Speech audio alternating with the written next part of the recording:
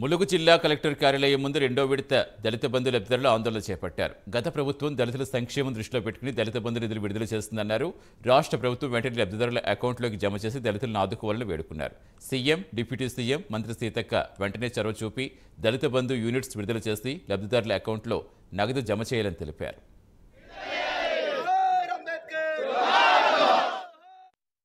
ఈరోజు రెండో విడత దళిత బంధు పథకం ద్వారా ఎంపికైనటువంటి ములుగు జిల్లాకు చెందిన లబ్ధిదారులందరూ గౌరవ జిల్లా కలెక్టర్ గారికి వ్యక్తిగతంగా దళిత బంధు నిధులను వెంటనే మంజూరు చేయాలని, విడుదల చేయాలని దరఖాస్తు చేసుకోవడం జరిగింది. అసెంబ్లీ ఎన్నికల కోడ్ వల్ల ఆగిపోయినటువంటి నిధుల విడుదల ప్రక్రియ తక్షణమే ప్రారంభించి దళితుల కుటుంబాల్లో వెలుగులు నింపే విధంగా రాష్ట్ర గౌరవ ముఖ్యమంత్రి రేవంత్ రెడ్డి గారు, ఉప ముఖ్యమంత్రి బట్టి విక్రమార్క గారు, మా జిల్లా మంత్రి గౌరవ సీతక్క గారు, అలాగే మంత్రి మండలి అందరూ చొరవ చూపి తక్షణమే జిల్లా కలెక్టర్ అకౌంట్లో ఉన్నటువంటి డబ్బులను వెంటనే విడుదల చేసి లబ్ధిదారుల ఖాతాల్లో జమ చేయాలని